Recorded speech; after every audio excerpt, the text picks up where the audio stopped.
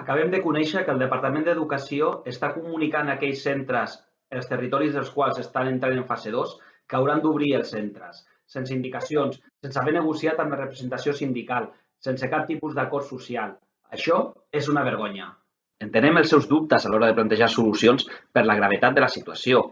I és per això que les comissions obreres els hem ofert compartir els riscos d'aquesta decisió, convocant la mesa pel diàleg social, amb governs, patronals i sindicats, per traçar junts el marc de la desescalada educativa i la forma d'enfrontar el proper curs al conjunt del sistema educatiu.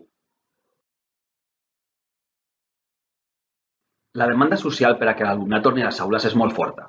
La necessitat de conciliació laboral i familiar existeix, però també la idea de que els centres educatius no som aparcaments d'alumnes. No ens podem plantejar la tornada a les aules sense totes les mesures de seguretat sanitàries, tot i que sabem que haurem de conviure amb el virus durant molt de temps. Per tant, haurem d'arribar a un equilibri entre la necessitat de l'educació per part de la nostra societat i els riscos sanitaris que sabem que comportarà.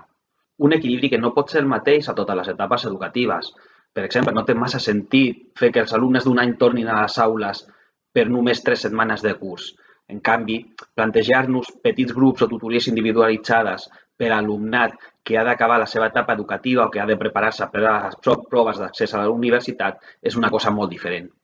En tots els casos, però, haurem de negociar els plans de contingència de cada centre educatiu amb la representació sindical. El proper curs no serà com l'actual, ni tampoc com esperem que sigui el següent. Estarem convivint amb el virus encara i això comportarà que sigui un curs de transició.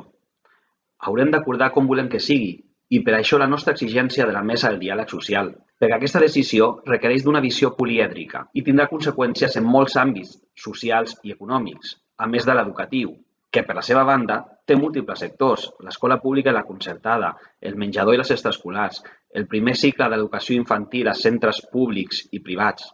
No podrem trobar una solució des d'àmbits fragmentats que no tenen en el seu cap l'interès general i els efectes que aquestes decisions puguin tenir en altres àmbits de la societat. Tot sembla indicar que no serà possible, malgrat que el departament ho està plantejant als mitjans de comunicació, sobretot per a infantil i primària. En tot cas, el plantejament de grups amb la meitat de l'alumnat actual, ja sigui ocupant diferents espais del centre o en moments alterns, comporta unes problemàtiques que s'han de negociar.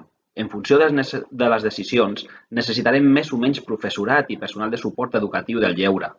En tots els casos, necessitarem un increment molt important dels recursos. Aquest increment comporta dues dificultats, l'econòmica per pagar-los i la disponibilitat de personal amb els requisits per realitzar la feina.